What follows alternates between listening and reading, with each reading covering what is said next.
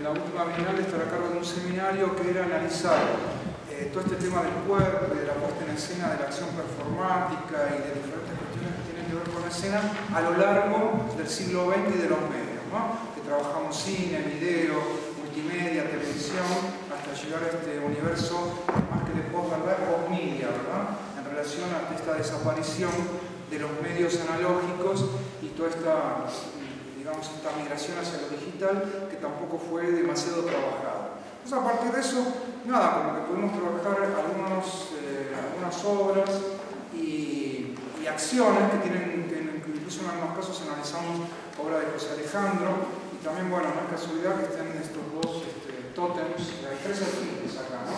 Emilio, José Alejandro y la griega, ¿no? Una colombiana, la otra argentina y la otra egipcia. Y a partir de eso, nada, me interesaba mucho pensar algunas cuestiones que en ese momento trabajamos particularmente con un punto de ruptura que hubo en los años 70-80, cuando Nanjun Paik hace un trabajo que para mí es un antes y un después de esa obra, que es Living with the Living Theater, cuando trabaja con Julian Beck, con Malina, con toda esta troupe que todavía existe en Nueva York.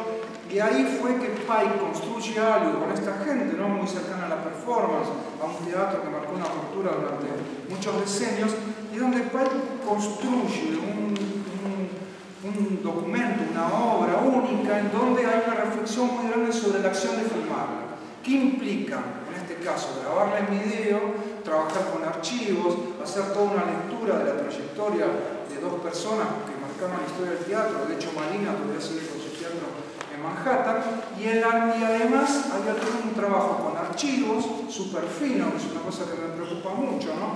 En general, lamentablemente, las performances terminan en documentaciones muy pobres. Claro, importante porque es algo efímero y es algo temporal, y de alguna manera queda eso, no sé, como hoy en el Covent Garden se siguen haciendo las representaciones de óperas puestas por Visconti, particularmente Tosca, pero que en ese momento se bosquejaba, ¿verdad?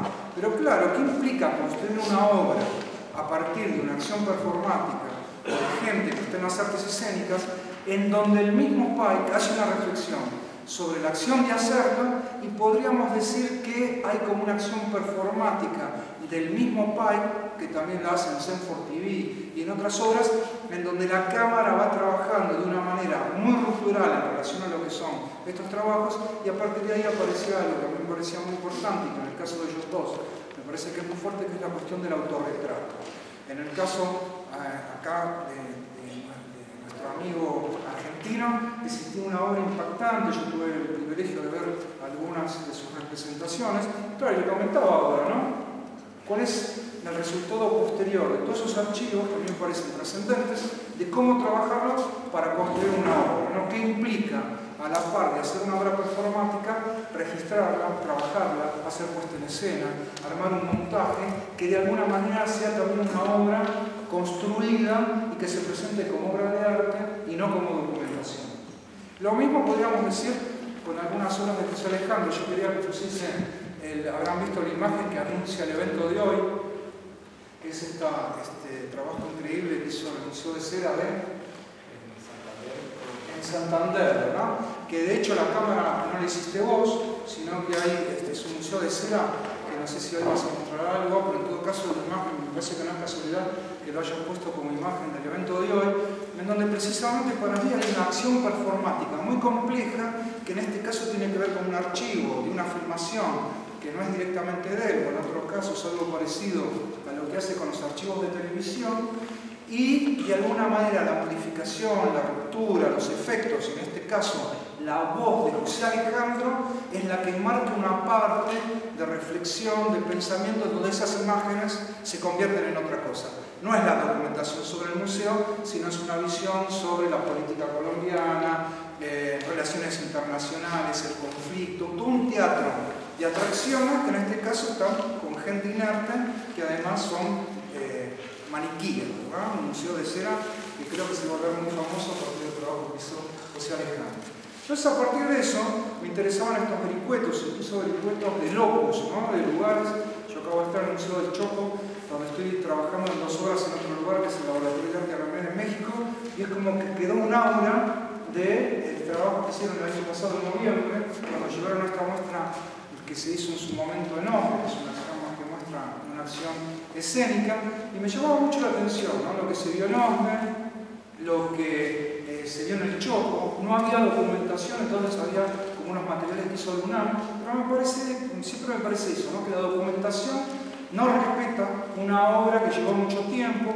Ayer vimos, creo que hoy sería como la segunda parte, o esta inauguración que va a haber el 10 de agosto en el Espacio de Arte de la Fundación Osde, sería como la concreción de todo lo que habló ayer. José Alejandro, en cómo son los trayectos de pensamiento y de búsqueda hasta construir una obra en un tiempo presente. Algo parecido podríamos decir de todo este trabajo que se hizo a partir de una pieza que tiene origen en Goethe, ¿verdad? La pieza Herodes Reloaded. No es Goethe. No, tiene una cita de Goethe, que es no importa, pero bueno, entonces suele ser como trayecto que vos vas haciendo, vinculando, pensando, y en un momento llega la escritura y llega la acción escénica, ¿verdad? Todos estos procesos tan largos, tan complejos, bueno, uno tiene la suerte de ver una representación, pero que en un momento quedan ahí por el tiempo presente, por el cuerpo presente, sobre todo de la gente. Y a mí me parecía que había como un plus. De hecho, José Alejandro directamente él no trabaja con su cuerpo en las obras, sino que trabaja con otros, ya sea de performance, de actores o de estudiantes. Entonces a mí me parecía que había un lugar bien interesante para trabajar el autorretrato, para trabajar una acción performática en la construcción de una obra audiovisual, y además me interesaba mucho esta especie de puesta en escena que han hecho acá hoy en este diálogo que van a mantener los dos, que quizás podríamos mencionar este trabajo tan interesante de este posgrado que hay en la Universidad Nacional de Colombia, que ustedes dos han participado, que implica llevar al campo de la práctica de un posgrado o académico toda esta práctica tan compleja que hacen ambos en un campo que es híbrido, multidisciplinario y muy amplio. Entonces, bueno, nada, un lujo, porque normalmente todos estos eventos acá en Argentina y a nivel mundial solamente se muestran. Hay una escena donde asistimos a diferentes experiencias, pero me parece que estas acciones, que también son performáticas, son muy importantes porque implican procesos de trabajo, recorrido, pensamiento, y en dos personas que son jóvenes o de mediana edad, que ya tienen una trayectoria impactante, pero para entender un poco algo que uno muchas veces uno lo tiende a asociar con lo que está viendo ahí directamente cuando se representaron. Para terminar, me parece también que la Bienal va creciendo cada vez más en cuanto a las selecciones que hacen, porque no solamente se está trayendo gente de las artes escénicas y de la acción, de diferentes tipos de acciones corporales y demás, sino que no es casualidad, ¿no? Lo de Sofical hace 2 años, lo de José Alejandro Restrepo, lo de William Cambridge, que es un poco lo que creo que pronto va a ser, es decir, convertirte también en un realizador audiovisual. Tener obra de cine, tener obra de video, trabajar en instalaciones, de alguna manera muchas de tus obras se asocian también al arte instalativo, y ahí hay una consustanciación que es el tema, obviamente, que yo llevo el agua hacia mi molino, que es artes escénicas, cuestión performática, el audiovisual como máquina que se transforma en obra y no únicamente en documentación para registrar un evento. Entonces a mí me parece bien interesante toda esta temática y, bueno, nada, el hecho de analizar esto, que en definitiva siempre está detrás de todo, que son largos procesos de trabajo a lo largo del tiempo. Bueno, muchas gracias. Gracias. Gracias, Jorge, por tu corta introducción. Gracias a la Bienal por la invitación, gracias a ustedes por estar acá. Estábamos con Emilio hace unos meses pensando qué íbamos a hacer como conversatorio, y se nos ocurrió que no queríamos un conversatorio más o menos convencional, y pensamos en hacer un experimento, una experiencia, y es una experiencia que podríamos llamar de montaje, donde vamos a trabajar a partir de 2 proyecciones. Emilio va a plantear sus imágenes, yo voy a plantear las mías. Él no conoce mis imágenes, yo no conozco las imágenes de él, y vamos a ver qué pasa si este tipo de montaje produce esa colisión que ilumina, o al contrario va a ser un fracaso y vamos a ver un chispero, no chispa, sino un chispero.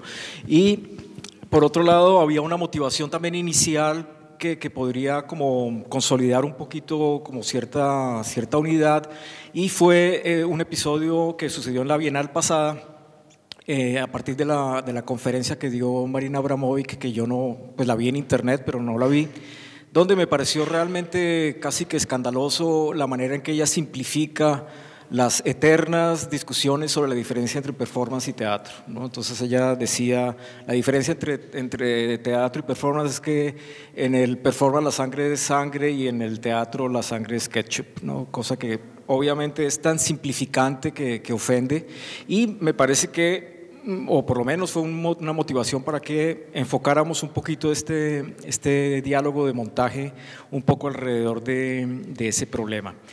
Y entonces estructuramos nuestro encuentro en siete bloques. Un primero que es una cita inicial, después vendrá el bloque de cuchillos, después vendrá el bloque heridas, luego sangre, luego ketchup, luego transubstanciaciones y finalmente una coda.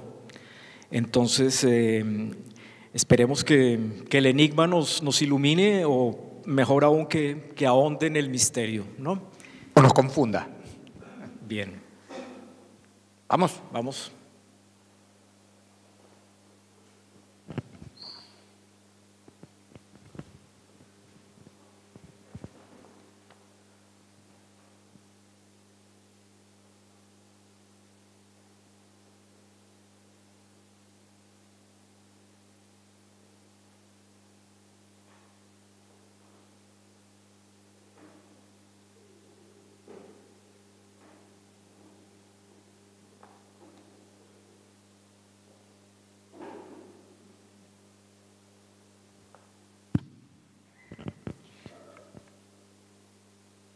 Bueno, yo empiezo porque el tiempo nos corre.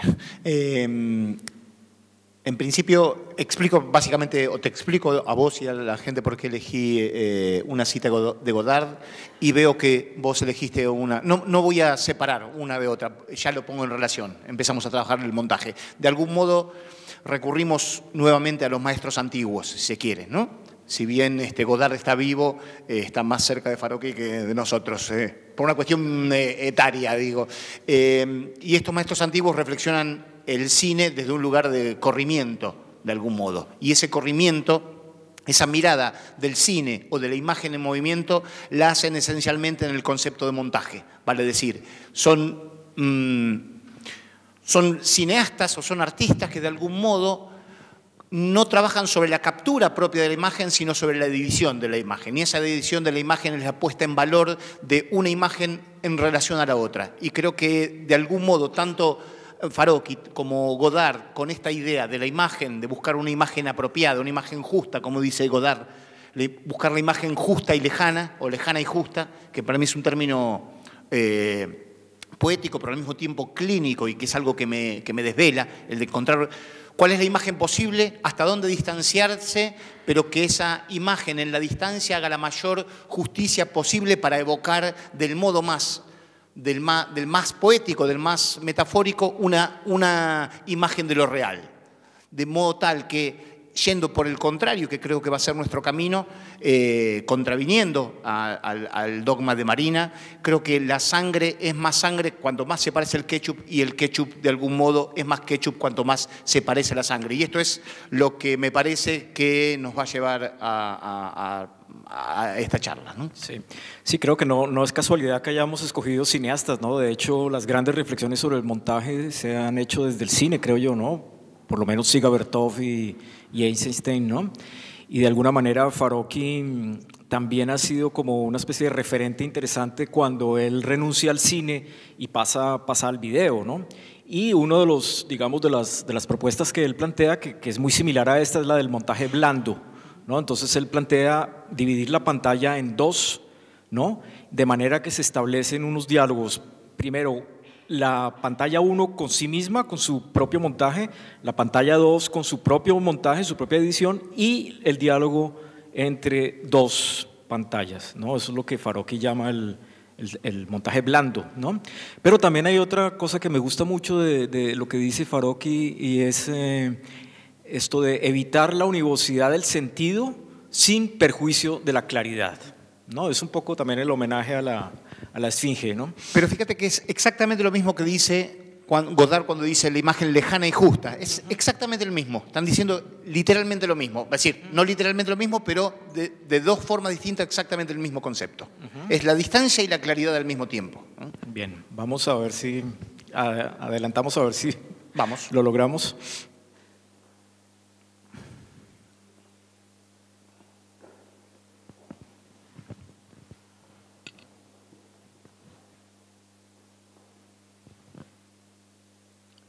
¿Quién empiezo yo? Bueno, Adelante. empiezo con mi cuchillo número 1.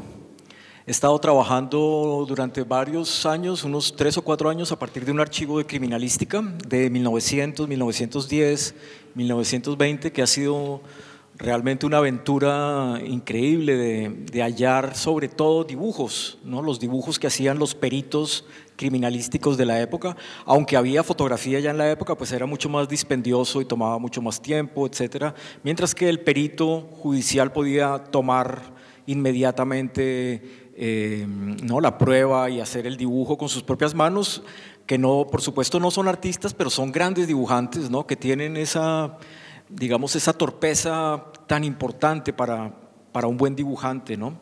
Entonces he hecho un trabajo de recopilar a partir de estos archivos sobre todo los dibujos, y he hecho una especie digamos, de arqueología, pero también de sistematización un poco de los elementos que hay allí presentes. Uno de esos fuertísimo son los cuchillos, otros son las armas de fuego, otros son los croquis de los crímenes, y un cuarto bloque serían fotografías ya, ¿no? Entonces con esto he organizado unas exposiciones que apenas están comenzando como a viajar, pero no solamente son los dibujos, sino también son los textos que me han motivado a una serie de reflexiones y de problemas absolutamente fascinantes, ¿no? Por ejemplo, dice cuchillo, cuerpo del delito, ¿no? Entonces aparece esa noción del cuerpo del delito, ¿no? ¿Qué es el cuerpo del delito? Si un delito necesita de un cuerpo, ¿no? O puede ser un cuerpo del delito sin cuerpo, ¿no?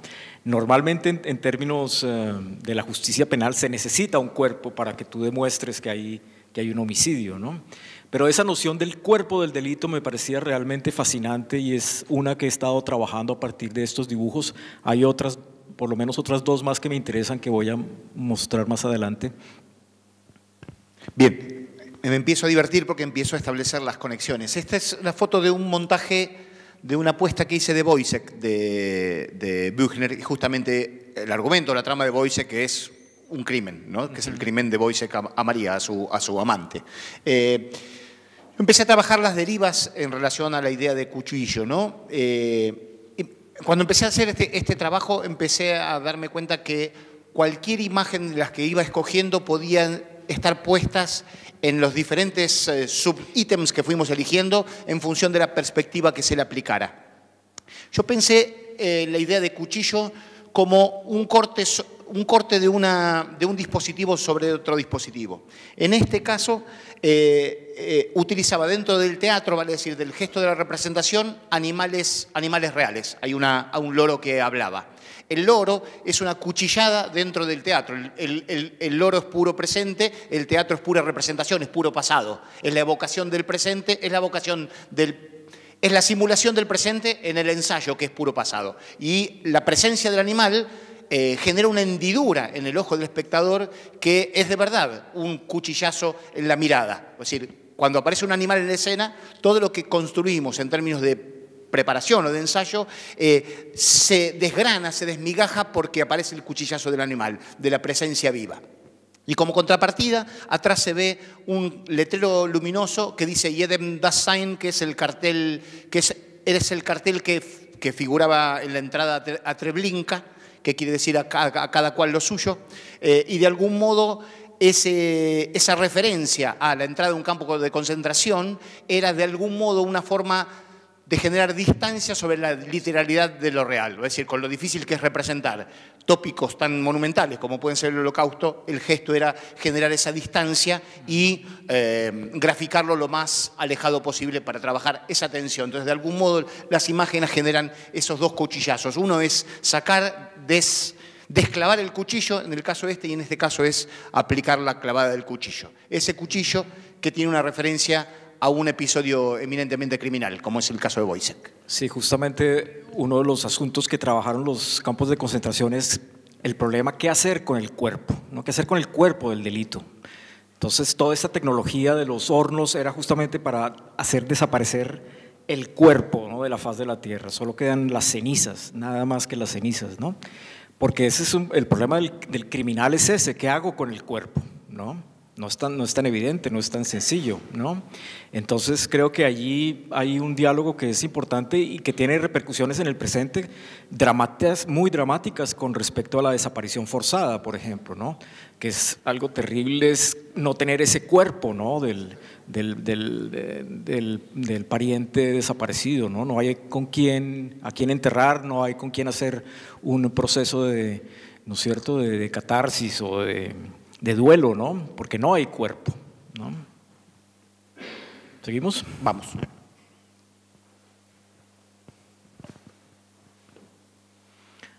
Bueno, yo sigo con mis archivos, ¿no? Y tenemos estas dos armas. La de arriba es muy interesante, es la que se llama pata de cabra, ¿no?, que es un arma cortopunzante con un mango de una pata de cabra. Y abajo hay otro. Y el texto, que es el que siempre me ha también sugerido como una serie de reflexiones, en el texto del medio, en diagonal, dice: cuchillo con que Jorge, no sé qué, dio muerte, ¿sí? Dio muerte a otra persona. Ese dio muerte, siempre ha estado también como rondando allí, porque me parece que son esos actos de habla, ¿no? El dar muerte, ¿no? Yo doy muerte como si estuviera haciendo un don terrible, ¿no? Porque yo te estoy dando la muerte que tú no has solicitado. Es decir, en la teoría del don se supone que yo hago un don y tú me haces un contradón, pero no, en este caso es completamente arbitrario y violento, ¿no? Yo te doy sin que tú lo hayas solicitado, ¿no? Y es un don que no tiene posibilidad de contradón porque estás muerto, ¿no? En el caso mío, lo que tomé fue un fotograma de una película de Joshua Oppenheimer que se llama The Act of Killing, que es una película que tiene el mismo grado de documento y de ficción acerca de los asesinos represores de una gran masacre que se produjo en Indonesia en la década del 60, de no sé cuántos millones de simpatizantes del comunismo, parece una racia brutal. Y lo que sucede en esta película, para aquellos que no la vieron, es que estos personajes son los verdaderos represores que en la década del 60 mataron a gran cantidad de gente. Y lo que logra este director es que los mismos represores representen teatralmente las situaciones de tortura, de vejación, inclusive como torturadores o como personas torturadas. Y produce un acto de denuncia, una reconstrucción y al mismo tiempo de poética que es casi insoportable de ver. Es una película muy de las más difíciles con las que yo me enfrenté, porque no hay posición desde donde uno tomarlo. Y trabaja la hiperrepresentación, porque lo que están haciendo ellos es muy simpáticamente y felizmente representar los modos de tortura con que torturaban y asesinaban a sus víctimas, pero por otro lado llega un punto sobre el final de la película que un par de los personajes estos, infames, entran en una situación catártica y empiezan a llorar, no pueden pasar. Es una película que es muy difícil de ubicarse cómo uno mira.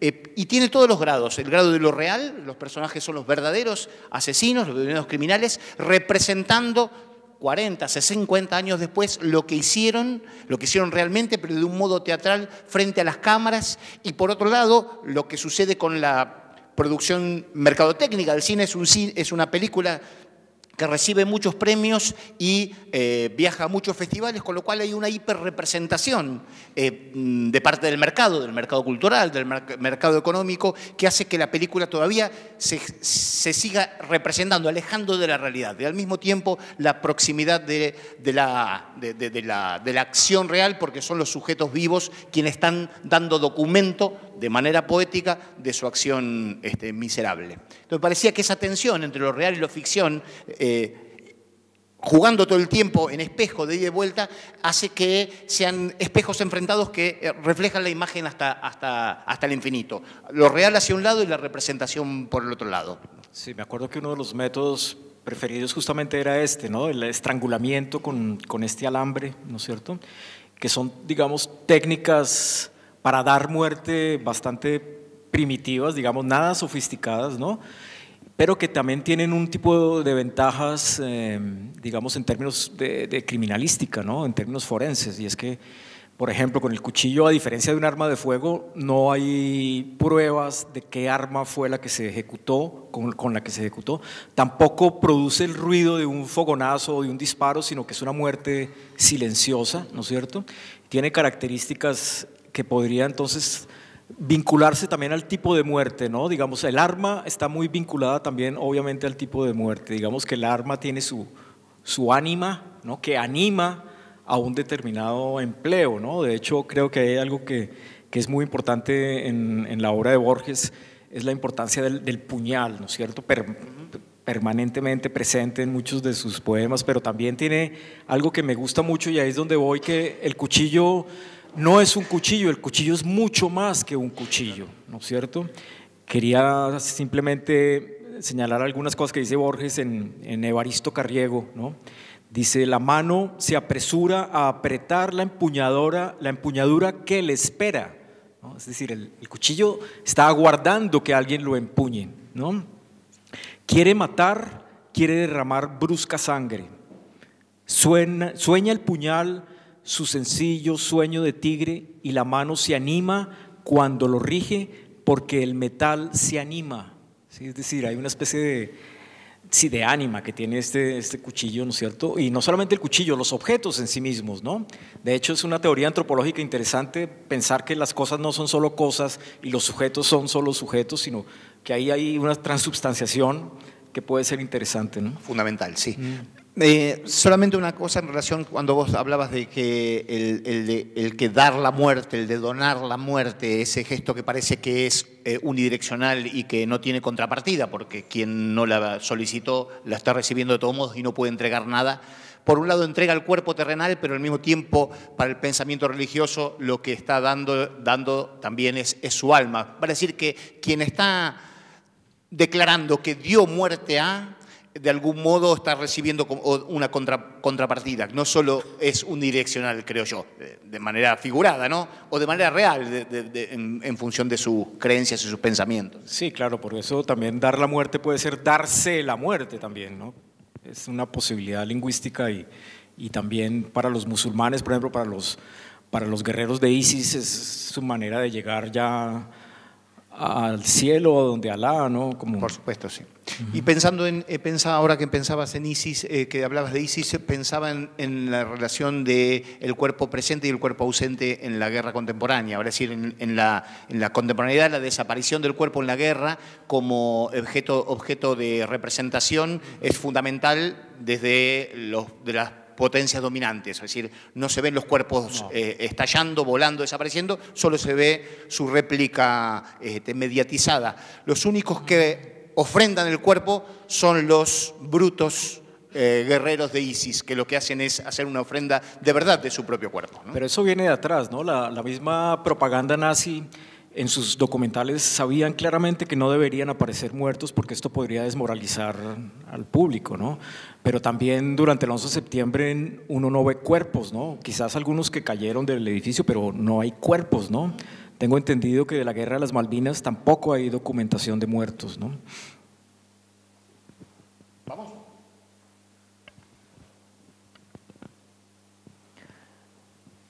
Empiezo yo. Elegí esta imagen porque tiene una forma de cuchillo, y es un cuchillo que paradójicamente un cuchillo que no lastima, es un cuchillo que cruza el Mediterráneo de África hacia Europa, y la forma del cuchillo de este bote es que es un cuchillo que se va a desinflar antes de llegar a tierra.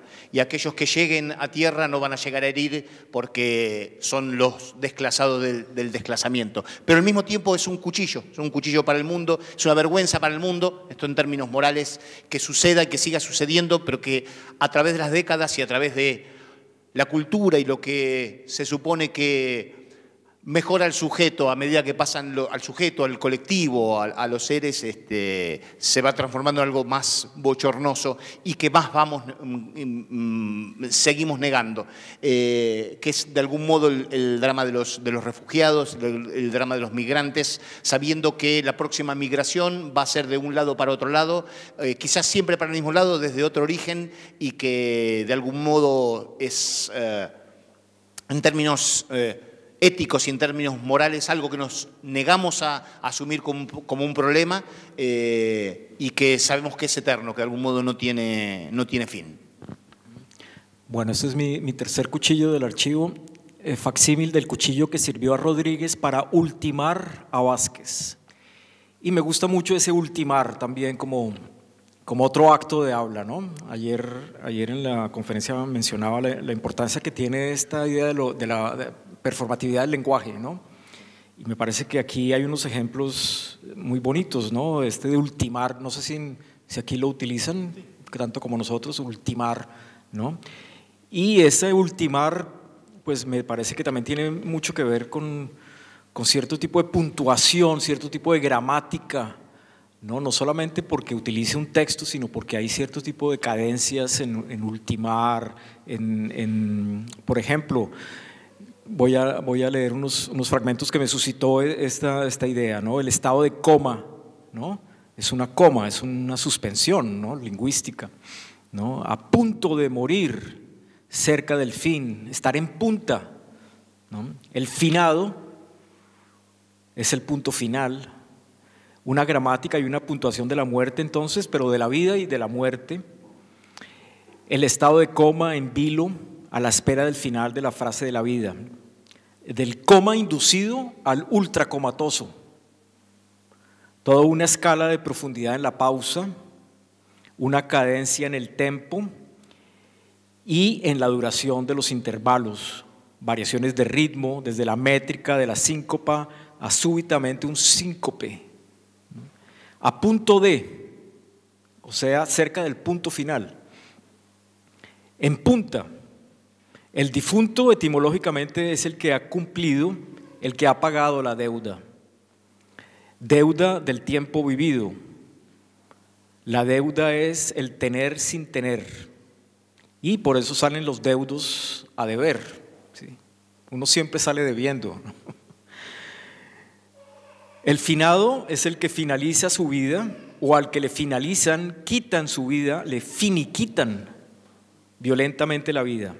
Entonces, ultimar es concluir a la fuerza, por último, lo último, el último punto, ultimar detalles, arreglar los últimos detalles, dar fin, el fin de la línea del tiempo, de la línea de la vida, se cumplió el último plazo, la fecha límite, el deadline. ¿Vamos? Estamos un bloque y medio atrasados. Para que sepamos, quedamos que íbamos a marcarnos el tiempo cuando fuéramos atrasados. Bueno, pasamos al otro punto, herida.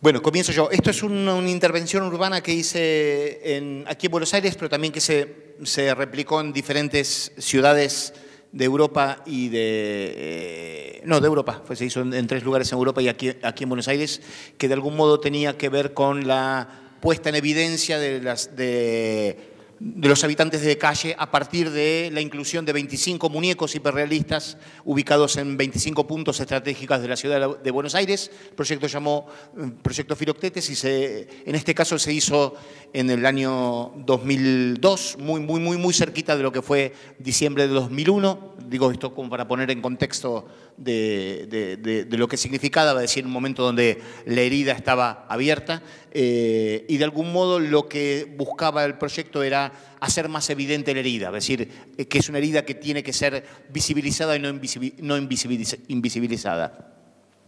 Y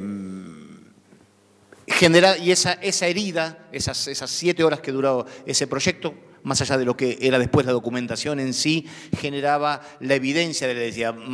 De algún modo lo que buscaba era radicalizar las condiciones para exponer el punto límite, ¿no? Es decir, cuando uno ya no da más con la herida, y de algún modo esto era lo que me interesaba como proceso. Bueno, esta es como una especie de autoherida, ¿no? Pero pues también dentro de la iconografía cristiana pues es muy común, pero no tan común como esta de Santo Tomás, ¿no? Que mete el dedo en la llaga. Porque ¿qué pasa si la herida la comete o la provoca Dios? ¿Sí?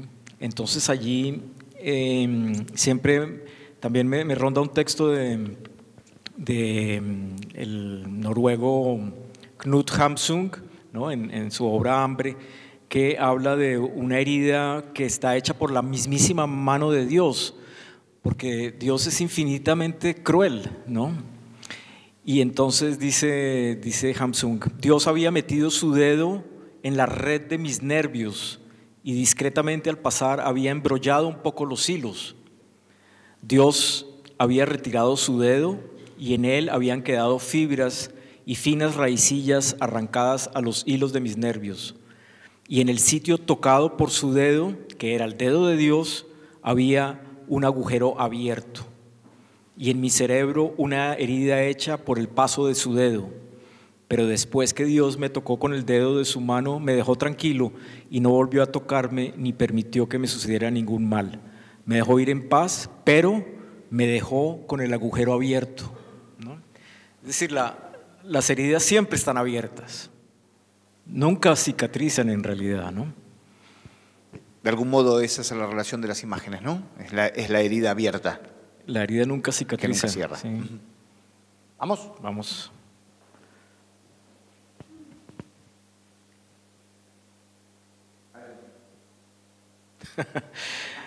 Bueno, yo sigo un poco con mi iconografía religiosa porque hay cierto tipo de imágenes medievales que son muy interesantes desde muchos aspectos, ¿no? Esto es lo que llaman Arma Christi, donde aparecen los signos, los símbolos de la pasión de Cristo, ¿no? Aparecen los clavos, aparece la columna, aparece la lanza que le hace la herida en el costado y aparece esta fabulosa representación de una herida, ¿no? Me parece fabulosa justamente también volviendo a este problema de la representación, que en este caso es una representación, pero es una representación ideográfica, ¿no? No es una herida naturalista, ni es una herida en términos del realismo representativo, sino que funciona como un ideograma, ¿no? Tremendamente poderoso, ¿no? Y tremendamente ambiguo también en términos de una cierta polisemia que muchos autores han señalado entre las heridas de Cristo y el sexo femenino, por ejemplo, ¿no? Entonces, esto creo que está de lleno dentro de esa ambigüedad. La imagen que elegí yo hace de algún modo referencia a tópicos que a mí resultan siempre interesantes, tomando un poco los conceptos de heterotopías con los cuales desarrolla Foucault su mirada sobre los comportamientos sociales, y específicamente en los que él llama heterotopías de desviación, aquellos lugares, aquellos claustros que las sociedades construyen para ocultar aquellas heridas que no quiere ver, llámese mataderos, llámese manicomios, hospitales, cementerios, etc. Me interesaba esta fotografía, que es de un fotógrafo brasileño que se llama Claudio Edinger, y que es de un psiquiátrico, no sé si en Sao Paulo o en Río de Janeiro de los 80. Me interesa específicamente a mí trabajar sobre ese concepto de heterotopía de desviación, aquello que por el concepto del obsceno de Bataille, ¿no? Entendiendo a Bataille y siguiendo a Freud, aquello que queda desviado debe ser negado de la vista, negado de la existencia, pero que la herida sigue abierta de todos modos. Y lo religioso, de algún modo, es también un espacio heterotópico. Quizás no de desviación, en tanto en cuanto no es una religión prohibida la católica, sino es oficial, por lo menos en nuestros países, pero de algún modo es un espacio heterotópico. Lo obsceno también como fuera de la escena, ¿no? Exactamente. Sí, básicamente es eso, la idea de lo off-scene, lo que no debe ser visto, justamente, y mi práctica teatral lo que trabaja es justamente eliminando los decorados. El decorado oculta la carne, de algún modo. Claro. Entonces, bajando los decorados y dejando a la vista aquello que no debe ser visto, según el canon teatral o del canon social, es el material de esa heterotopía desviada, aquello que no debe ser mostrado. Sí, lo que no debe ser visto, pero también desde el poder, desde la censura, desde la autocensura incluso.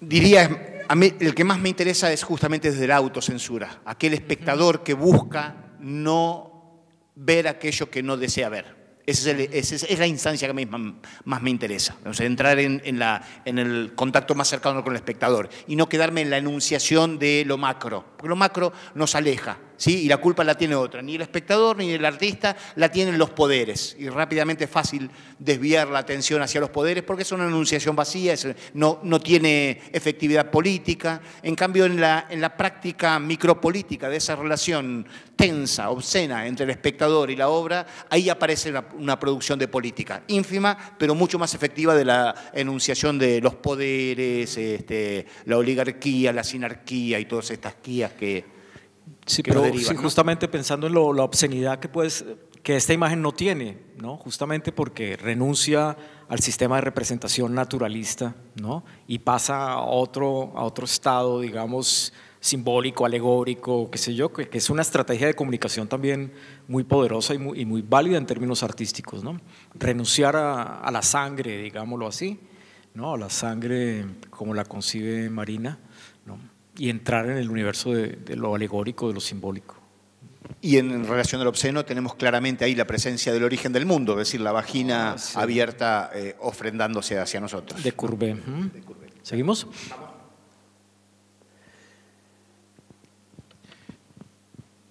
Bueno, yo tomé básicamente a un adelantado de su tiempo, que es pensar en Debord, pensar que todo lo que planteó Debord en los años 50 en relación a la espectacularización de la realidad, antes que todo, que empezase el proceso de reflexión acerca de la media, digamos, de McLuhan y de ahí en adelante, cómo le debemos todo a Debord. Si hubiésemos escuchado en los 50 a Debord, quizás la sociedad de espectáculo, que hoy es meramente una sociedad de medios y somos solo lo que representamos y nunca lo que somos, quizás la sociedad estaría de algún modo en un lugar más interesante. Cómo en cierta forma a veces determinados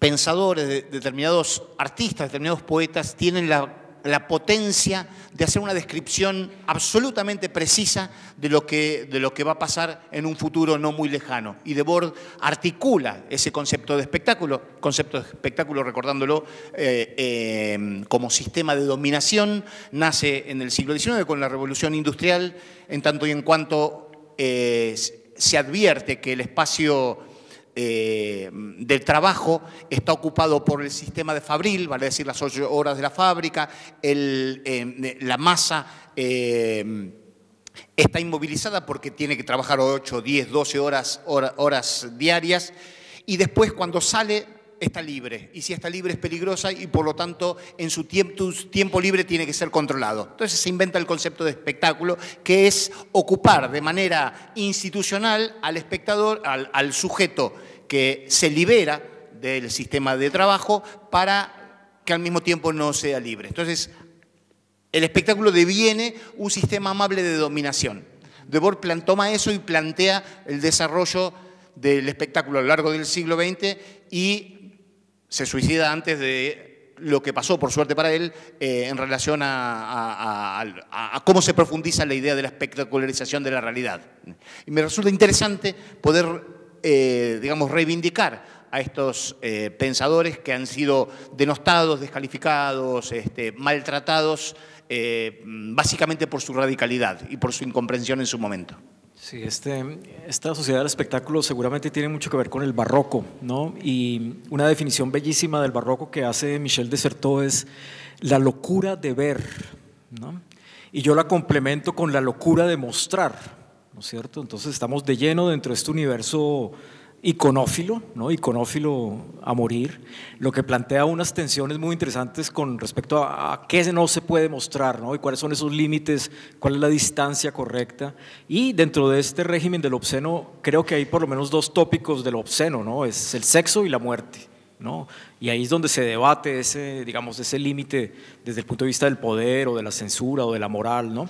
En este caso, y creo que lo voy a mencionar en dos imágenes distintas, está la figura de Santa Bárbara, que me interesa poderosamente, y en particular esta que está en una iglesia en las afueras de Bogotá, porque me llamaba mucho la atención, porque Santa Bárbara es una figura primero muy andrógina, pero segundo es una figura que aparece con el torso desnudo de una manera muy provocadora. Y entonces muchas de las iglesias optan por cubrirle los senos, ¿no? De una manera pues completamente obscena, ¿no? Es más obsceno cubrirlo que descubrirlo, ¿no? Pero entonces la tensión es muy interesante y es una tensión que está propiamente dentro de la estética y dentro de la ética cristiana, es qué mostrar y qué no mostrar, ¿no? Cómo transarse en esa negociación, porque es muy importante mostrar para seducir, ¿no es cierto?, para convencer, pero hay que retraerse un tanto de manera que no vayas a provocar el efecto indeseado, que es el del rechazo o el del miedo, el del qué sé yo, ¿no? Entonces ahí hay unas negociaciones que son muy fluctuantes, muy interesantes en ese sentido. Creo que tiene mucho que ver con la sociedad del espectáculo, mucho antes del libro de Debord, muchísimo por supuesto, antes, desde el barroco. Claro. Claro, sí. Sí, pensaba la diferencia entre el obsceno y la obscenidad, de algún modo. Me parece que el obsceno es un concepto filosófico profundo que nos permite discutir. La obscenidad es ya una categoría moral que se le aplica a la idea del obsceno. Y yo siempre planteo en mis montajes trabajar con lo obsceno al borde de la obscenidad, y que el concepto de obscenidad nunca esté implícito dentro de la obra, sino tirárselo como responsabilidad del espectador. Que la obscenidad sea la mirada del que mira, en todo caso, que está mirando con una categoría moral y que se le genera un problema al espectador. Que el problema del obsceno devenga un problema de obscenidad en el ojo del espectador. ¿Seguimos? Vamos. ¿Cómo vamos de tiempo, dices tú? Muy mal. Muy mal. Sí.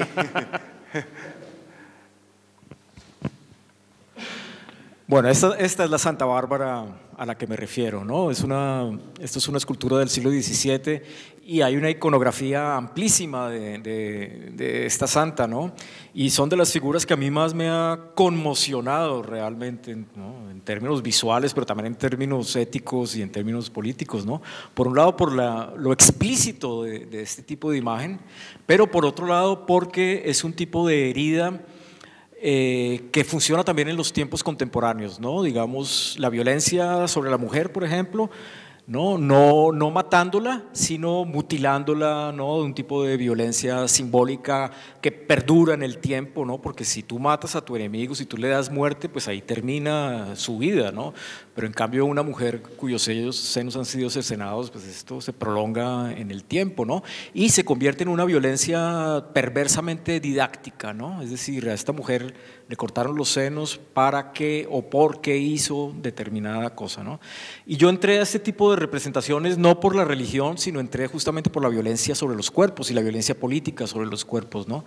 En Colombia en los años 80, me acuerdo como si fuera ayer, a una mujer los grupos de derecha, ultraderecha paramilitares le sacaron los ojos, le cortaron la lengua y le cercenaron los senos, ¿no?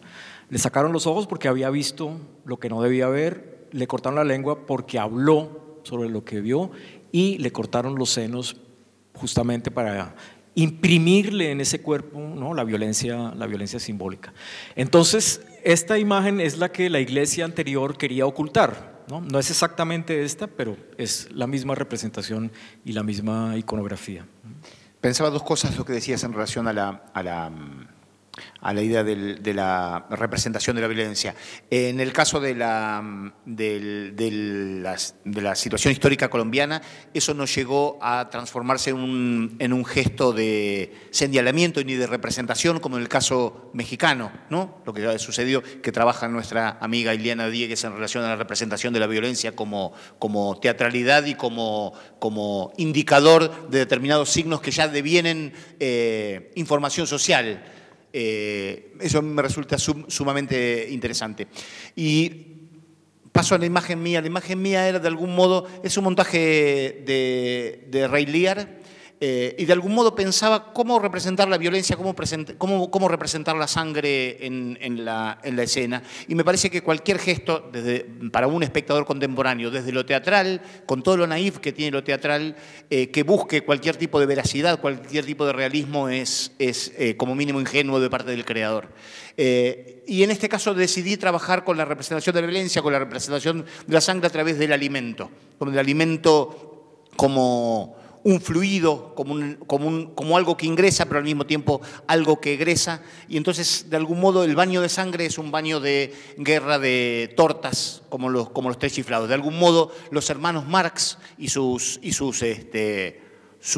delirios son mucho más realistas, son mucho más concretos y mucho más concisos en la expresión de determinada enunciación de lo real a través de la parodia, del disparate, del nonsense, del absurdo, que aquellos grafismos que intentan representar algo que es muy difícil de representar, por lo menos en el ámbito del arte.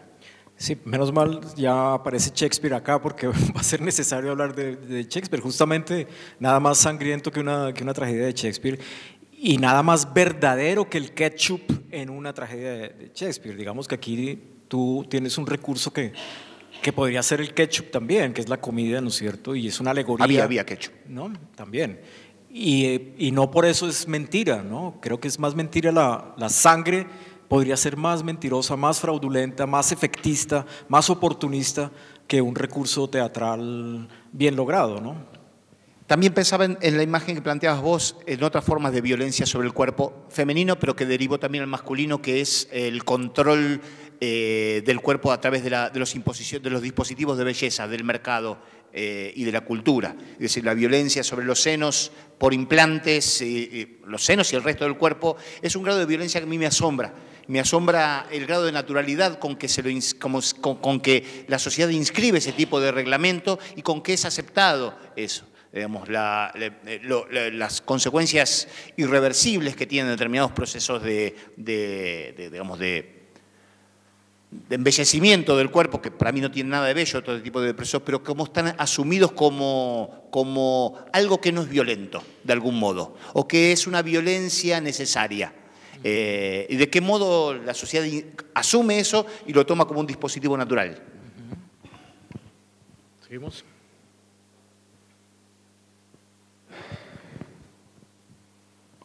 Bueno, es otra imagen del siglo XIV y habla de los diferentes tipos de sangre, cosa que me pareció fantástica, ¿no? Entonces, él habla de que cada ítem de estos, ¿no? O sea, las dos manos, los dos pies y el corazón, cada uno de ellos emite un tipo de sangre diferente, ¿no?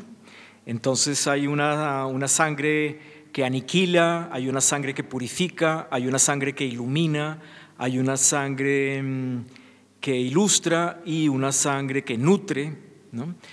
Y me parecía fantástico eso, digamos, porque me parece culturalmente nosotros somos tan planos y no podemos diferenciar las cosas, ¿no es cierto?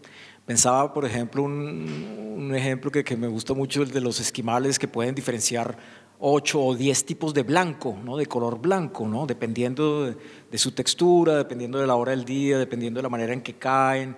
Todo eso implica un tipo de percepción que distingue, que separa, que cualifica, ¿no? Entonces no existe la sangre, sino en este caso existirían 5 tipos de sangre, ¿no? Y eso solamente al ojo, ¿no? En el caso mío yo elegí como representación de la sangre de manera lo más radical posible en una película de Godard que se llama Yo te saludo Sarajevo, que es una película que Godard hace con un fotograma, con este fotograma, y que dura 2 minutos y que tiene una música, creo que es de Bach, si no me equivoco, no recuerdo bien, creo que sí, y es un texto muy breve que yo lo voy a leer y que dice así: Yo te saludo Sarajevo. De alguna manera la sospecha es la hija de Dios, redimida en noche de Viernes Santo. No es hermosa, burlada, maldecida y denigrada por todos. Pero que no se malinterprete, ella vigila la agonía de todos los mortales, ella intercede por la humanidad. Porque existe una regla y una excepción.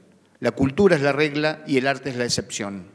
Todos hablan la regla: cigarrillos, computadoras, remeras, televisión, turismo, guerra. Nadie habla la excepción. La excepción no se habla, se escribe. Flaubert, Dostoyevsky, se compone. Gershwin, Mozart, se pinta. Cézanne, Vermeer, se filma. Antonioni, Vigo. O se vive y así se convierte en el arte de vivir. Srebrenica, Mostar, Sarajevo. La regla es querer la muerte de la excepción. Así es que la regla para la cultura europea es organizar la muerte del arte de vivir que aún florece. Cuando sea tiempo de cerrar el libro, no tendré remordimientos. He visto a tanta gente vivir bien, tan mal, y a tanta morir tan bien.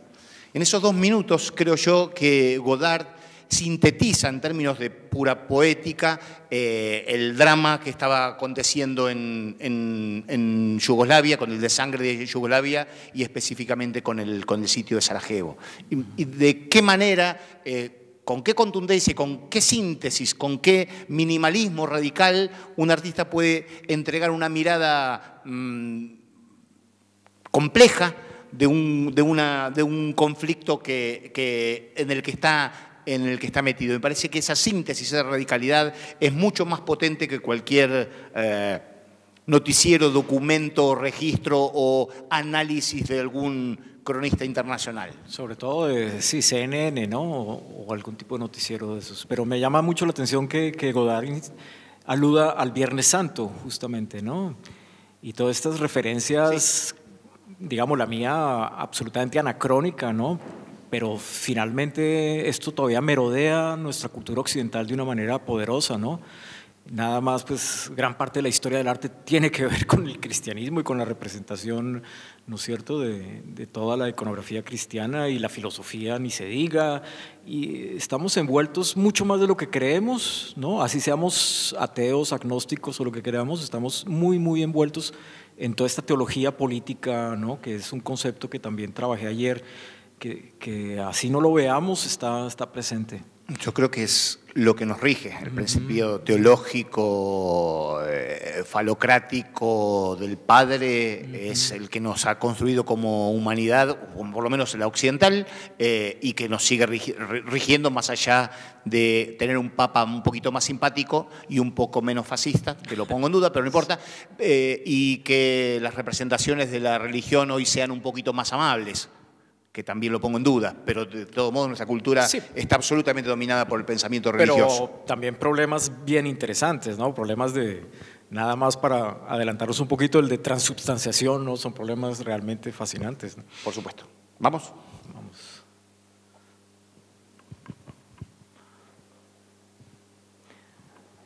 ¿Vas tú o yo? Adelante, dale. Bueno, yo traigo acá una imagen de la decapitación de Luis XVI. Me interesa mucho cómo la sistematización de la herida es una cosa que también tiene que ver con la asepsia, pero también tiene que ver con la eficacia técnica, ¿no? Y es que la violencia no es una cosa de locos, no es una cosa indiscriminada, sino es una cosa racional, meditada, pensada, ¿no? Entonces, cuando en Francia van a instituir la guillotina como un método justamente en pos de la igualdad, de la fraternidad y de la libertad, habría que matar a todos de la misma manera, y para eso contratan al señor Guillotin para que diseñe su máquina de muerte, ¿no? Y él le pide a un constructor de clavicémbalos que sea él que construya esta máquina, ¿no? Una máquina que funciona como un clavicémbalo, ¿no? Perfectamente afinada, perfectamente afilada, porque gran parte del problema de decapitar a alguien en esta época era que con el hacha había posibilidades de que fracasara, ¿no? Que había que dar 2 o 3 hachazos, ¿no? Mientras esto era absolutamente neto, nítido, ¿no? Entonces esto va a entender que la violencia es un acto también racional, ¿no? Profundamente racional. Eso sí, una racionalidad delirante, perversa, ¿no? Los monstruos de la razón, como decía Goya, ¿no? Pero finalmente racional, ¿no? Por eso tampoco es posible pensar que hay inocentes en términos de una especie de inimputabilidad, porque es que no, es que estaba loco, no, es que estaba preso de ira, intenso dolor, ¿no? Sino esto es un proyecto también político, ¿no? Cuando son genocidios o cuando son masacres, ¿no es cierto?, planificadas, pensadas, ¿no? Fríamente. En principio, la simetría en las imágenes de las dos cabezas presentes me resultan interesantes, en que los dos funcionan como cartel, pero al mismo tiempo en lo que vos acabas de explicitar, ¿no? En la sistematización racional de la violencia en función de un principio de asepsia del dolor o de la violencia o de la practicidad, y en el caso de la desaparición de una raza que para el nazismo está maldita. Elegí específicamente esta película porque las representaciones del Holocausto son casi imposibles de algún modo y hay muy pocas imágenes felices de ellas. Creo que la peor es una captura que voy a mostrar más adelante, que es la película de Spielberg, que es la forma más aberrante de representar el Holocausto, que es la lista Schindler. Y esta película creo que es una aproximación sumamente interesante acerca del problema del Holocausto. De algún modo es... esta película del húngaro Laszlo Nemes acierta en reflexionar de manera formal y de manera conceptual una posible aproximación al tema del Holocausto. En principio por su tema. No pretende abarcar toda la problemática de los 6 millones de judíos asesinados, sino que Saúl, el personaje protagónico, se obsesiona con el cuerpo de un niño que acaba de morir, a quien él imagina que es su hijo. Y recupera algo que los presos de los campos de concentración habían perdido, que era la posibilidad de generar empatía en función de la supervivencia. Genera empatía con un niño que acaba de morir y él entrega su vida por lograr el entierro de ese sujeto desconocido, pero que él le asigna la categoría de hijo. Uy, perdón, hice lío, no mires. Acá estamos. Eso en términos conceptuales. Y en términos formales, cómo trabaja todo el tratamiento del sonido y el tratamiento del fuera de campo, todo aquello que no se ve, la cámara, no sé si viste la película, lo sigue en su nuca, al estilo de Dardenne, de algún modo, todo el tiempo, pero el fuera de campo está presente todo el tiempo, y el fuera de campo no es visible, está velado, está intuido. Entonces, se devela solo en nuestro imaginario y nunca está explicitado. Esa no explicitación es justamente todo lo contrario que hace Spielberg al buscar esa poetización de la explicitación, y eso es un acto de obscenidad atroz, especialmente para un judío director de cine. O sea, me parece que es aberrante en el caso de Spielberg. Sin embargo, en este caso es como la contrafigura y de algún modo se asocia a la imagen que vos presentás en relación a la limpieza de la masacre, ¿no? Pero también sí tiene que ver con esto que estamos hablando de cómo el recurso tan inteligente que encuentra él es ese que tú mencionas ahora, el fuera de campo, la cámara aquí detrás, ¿no es cierto? Y es un recurso que también le permite evadir la sangre de alguna manera, ¿no? Ahora, también mencionaba que en los campos de concentración pues realmente no había sangre, ¿no? Sino eran otros tipos de tecnologías del aniquilamiento, ¿no? Vamos. Bueno, vamos al otro bloque. Shakespeare, ¿no? Y Titus Andrónicos particularmente, ¿no? Porque si de los dramas de Shakespeare hay uno donde hay sangre, es ¿no? Cabezas cercenadas, lenguas cercenadas, manos cercenadas, y no solamente cercenadas, sino manos que van y vienen, ¿no? Cosa que me parece increíble, un tráfico de órganos permanente, ¿no? Y antropofagia, ¿no? Y antropofagia, es brutal. También pensaba en en una obra de una artista mexicana, Teresa Margolles, ¿sabes? Que tiene una obra que es una lengua de un punk. Y hay una anécdota que me contaba Cuauhtémoc Medina, que ha sido curador de ella varias veces, y es que Teresa Margolles a veces le invitaban a que expusiera esa pieza y ella la metía en una cajita, la mandaba por Federal Express y pasaba la frontera de México a Estados Unidos y volvía de Estados Unidos a México por Federal Express, ¿no? Y es fantástico, ¿no? Cómo el Estado también tiene sus grietas, sus fisuras, ¿no? Que no entiende qué es eso, ¿no? Ahora, entonces, Titus Andrónicos, porque es el problema que tú planteas y que has solucionado en varias propuestas, ¿no? ¿Qué hacer con tanta sangre, ¿no? Que supuestamente invita la dramaturgia o supuestamente invita la pieza, ¿no?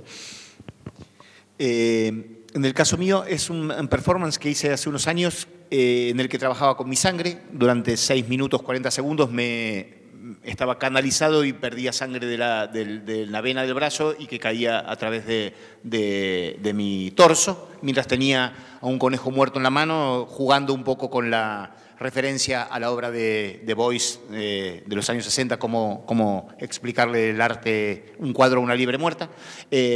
Y de algún modo, por el contexto que yo elegí para hacer esa obra, estaba dentro de un marco de un evento que se llama Pechacucha Night, que son eventos muy festivos, muy auspiciados por las bebidas energizantes de modas, etcétera, y que van gente a hacer su show off, mostrar lo bueno que se venden a sí mismos. A mí me gustó justamente hacer una intervención sobre esa experiencia y de algún modo el haber trabajado con este exceso de sangre, que generó determinadas consecuencias en el público, que ahora es irrelevante, sí, de algún modo yo trabajaba la sangre como el ketchup. Era trabajar con eso desde un lugar, primero, absolutamente técnico. Yo trabajé con una enfermera que encontró un catéter específico para que durante 6 minutos 40 segundos yo perdiera continuamente sangre, pero que no perdiera más cantidad de sangre que el que se debe perder cuando uno dona sangre, es decir, medio litro, pero que el público no sabía esto. Te parecía que un loquito se estaba desangrando y que tenía un conejo muerto y generaba todo eso.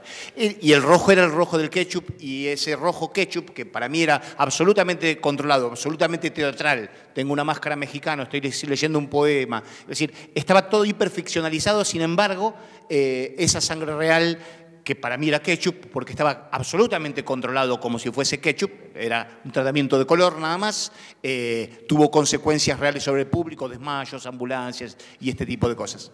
Y ese juego, esa tensión, y al mismo tiempo la operación era una operación de la ficción sobre ese show-off de lo real, de ese marco de amistad, Gancia y Red Bull. Había como una doble operación entre lo simbólico y lo real. ¿Aceleramos un poco, te parece?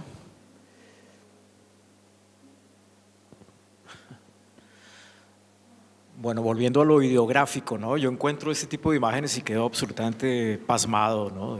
Del grado de belleza y el grado de síntesis, ¿no? De lo que es este cuerpo, ¿no? Y también hay un personaje ahí que me intriga mucho, es San Bernardo, que lo vamos a ver 2 veces, una vez acá y el otro en otra imagen que voy a profundizar un poquito más. Pero justamente esto podría ser un cuerpo ketchup, ¿no? Absolutamente ketchup, ¿no? Y sin embargo, ¿qué grado de eficacia y qué grado de belleza tiene este tipo de representación, ¿no? Y en su momento, ¿qué grado de realismo, de algún modo, ¿no? Uno No. con la historicidad lo ve desde un lugar, pero quizás en su contexto y en su momento era menos ketchup y más sangre, de algún modo, ¿no? Pero quizás nunca fue realismo, porque justamente aquí hay un concepto de la representación que no tiene nada que ver Sí, es cierto. con lo mimético, que no tiene nada que ver con el naturalismo, ¿no? Es un grado ideográfico, ¿no es cierto? Sí. Entonces, esto que sucede en el medioevo es también algo que muchos historiadores han cuestionado, ¿no? Pensar que pasar del medioevo al Renacimiento fue un avance cualitativo, ¿no? En términos de la referenciación del espacio perspectivo, el realismo, el mimetismo, etcétera, etcétera. Quizás no, ahí no hay avances cualitativos, ¿no? Esto hoy en día puede tener mucha más contundencia que en su momento, o por lo menos similar a su momento, ¿no? También pensaba que, bueno, comenta si quieres la tuya y después… Sí, básicamente esta tiene que ver con el grado doble de tensión entre lo real y la ficción, digamos, la real y la ficción.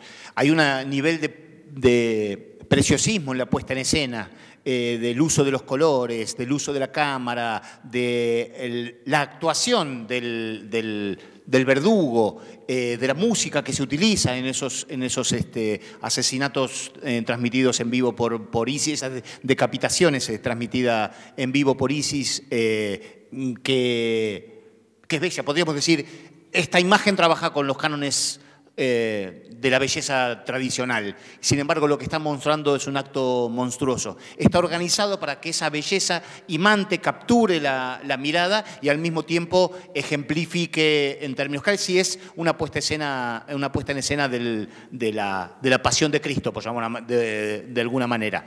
Y esa tensión entre lo real y la ficción a mí me resulta sumamente interesante como montaje, ¿no? Un montaje de lo real. Pero sobre todo esa imagen, ¿no? Porque esa imagen tiene que ver con el sacrificio de Isaac, ¿no? Y es el uso del cuchillo, por supuesto, y el degollamiento, ¿no? Pero también pensaba que quizás hay un buen ketchup y hay un mal ketchup, ¿no? Digamos, este puede ser un buen ketchup y el de Mel Brooks puede ser el peor ketchup que hay, ¿no? Sí. O el de la lista de Schindler que tú dices, es el peor ketchup que puede haber. Claro.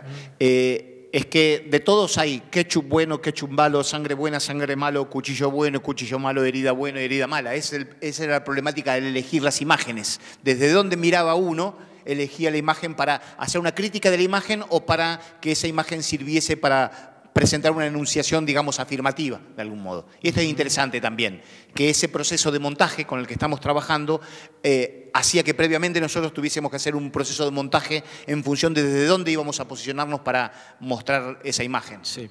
Volviendo al asunto de la racionalidad ¿no? de la violencia, ¿no? Yo siempre he pensado cuando veo estas imágenes cómo hay una persona que tiene una cámara y toma unas decisiones, ¿no? Dice, bueno, voy a hacer el plano americano, ¿no? Por favor, voltéese para acá, más para acá, ¿no? Momento, estoy grabando, 1, 2, 3, grabando, sí, ojalá la luz venga de allá, ¿no? Que no haya contraluz.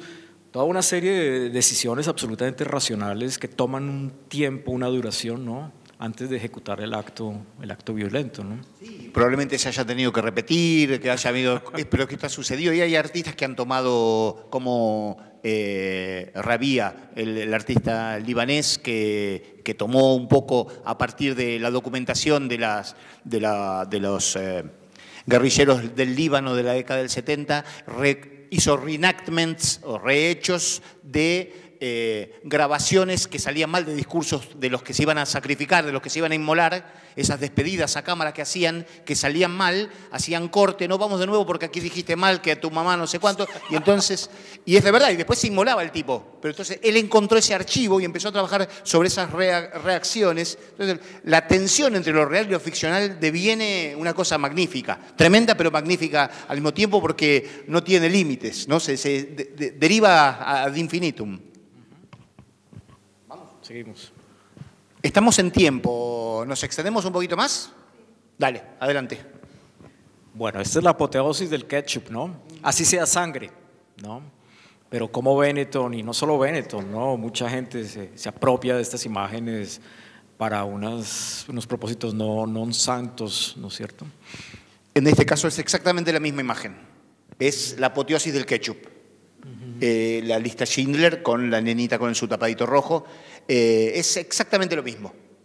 Es mercado. Sí. Y es la banalización del mal, por llamarlo de una manera. En función del dinero, del mercado, del prestigio y de todas estas categorías de representación de uno mismo, ¿no? Vamos.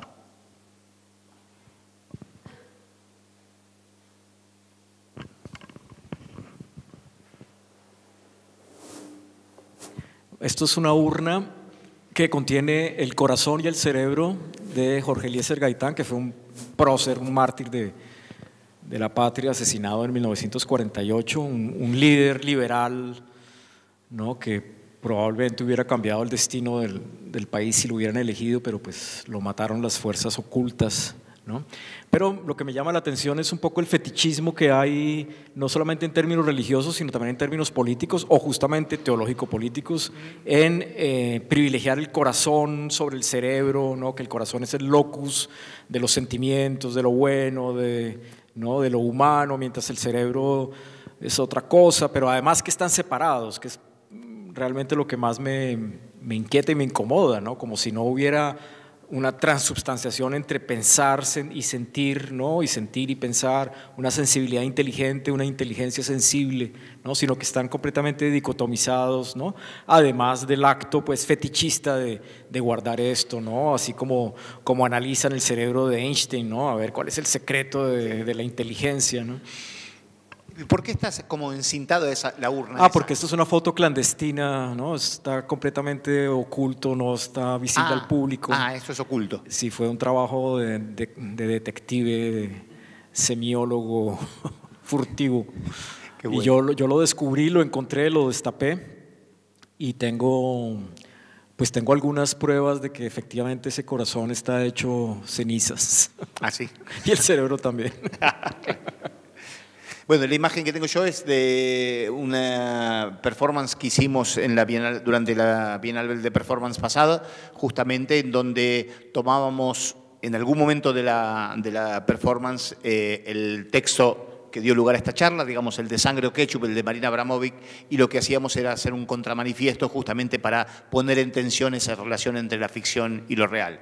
Y en la imagen que es previa al performance, lo que estamos como una oveja real, trabajando a partir del sacrificio de Abraham, y ahí aprovechamos el sacrificio de Abraham con Marina Abramovic y jugamos esa tensión entre el principio religioso, la sangre y el ketchup como elementos que estaban dando vuelta ahí justamente para entrar en eso. Entonces, de algún modo, el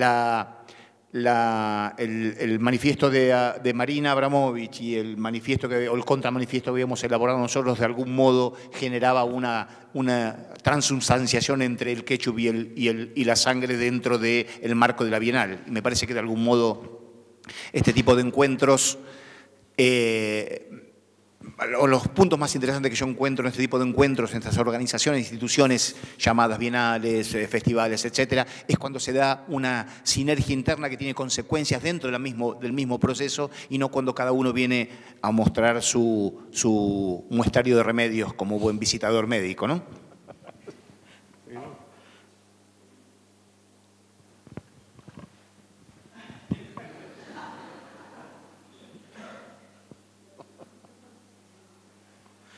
Bueno, este es este personaje de San Bernardo que siempre es una de esas imágenes que me perturban tanto. Oye, ¿por qué? Pero la iconografía cristiana tiene ese poder todavía para mí. Entonces me asombra y lo agradezco en este mundo donde ya nada te perturba, donde todo lo has visto, donde todo se prostituye tan fácilmente, ¿no? Y esta transubstanciación es bien interesante, ¿no? Es San Bernardo que toma la leche de la Virgen, ¿no? Porque también hay toda una teoría alquímica muy antigua que pensaba que la leche era el producto de la sangre, que se putrefacta, se podría y se convertía en leche, ¿no? Y estos personajes que también son esa locura mística, ¿no? Que les encanta la leche del pecho de María, pero también la sangre del costado de Cristo, ¿no? Y ahí hay una cosa de canibalismo y una cosa digamos, de perversión que me parece fascinante. Yo tomé una típica placa de Crónica TV. Crónica es un canal, para vos, José, es un canal amarillista de televisión y sus placas rojas fueron famosas porque de algún modo acercaban una mirada amarillista de la realidad. Pero esta placa no se sabe si es real o si es un meme y tiene poca importancia. Lo que empezó a pasar con la posverdad es que de algún modo la construcción de lo real se hace en la ficción de los medios, y en la ficción de nuestra propia construcción de realidad, y es casi, no es importante la verificación de los hechos, digamos, sino solo su enunciación y el convencimiento a través de la media o del modo de enunciación que el hecho es real. Con eso se logra todo. Digamos, desde voltear presidentes, subir presidentes, lograr riquezas, miserias, hundir personas, etcétera, etcétera. Y me interesa justamente el grado de posverdad que genera a través de cierto grado de humor o de error, ya no se sabe si es error o si es humor, si es real o si es un meme de internet. Esta placa, hay muchas que circulan, pero casi no tiene consecuencias, que sea real o que sea ficcional, sobre el autor, pero sí tiene consecuencias sobre la realidad. Pero es posible que sea real, ¿no? Yo me acuerdo, García Márquez tiene una crónica periodística donde él toma un titular del periódico de la época que decía así, abro comillas, decía, los muertos fuimos 5. Sí, sí, por supuesto. A mí lo que me interesa es que esta específicamente no se sabe si es real o si es un meme, de algún modo, ¿no? Nos quedan 5, nos tiraron un papelito, así que vamos, que ya estamos cerca, vamos. Bueno, yo voy rápido. Este es, de algún modo, un modo para mí interesante desde el arte de trabajar la transubstanciación, que también lo planteé cuando yo había, de algún modo, trabajado con Ray Leary, que era a través del alimento. Y es un artista con el cual me sigo identificando todavía, que es Paul McCarthy, y con su trabajo en relación a lo más primario, que tiene que ver con los fluidos, que tienen que ver con la sangre, que tiene que ver con las heces, con la orina, con el vómito, pero también con sus representaciones en la cultura norteamericana, el ketchup justamente, o la barbacoa. Él trabaja justamente eso, la representación de los fluidos reales a través de los elementos de la cultura de masas. Y me interesa básicamente esa noción de enchastre, esa noción de masacre que queda alrededor con elementos de lo simbólico, ¿no? Entonces me parece que hay ahí un ida y vuelta entre lo real y lo ficcional que me interesa. Esta es mi última transubstanciación, es una obra de un artista argelino y es el cuchillo de Abraham envuelto en la piel del cordero, ¿no? Es una obra del 2006, Yazid Ulab se llama, y me parece una obra pues de una poesía increíble y cómo trastoca justamente los materiales, pero el sentido también, ¿no? Sí. Bueno, vamos al texto final.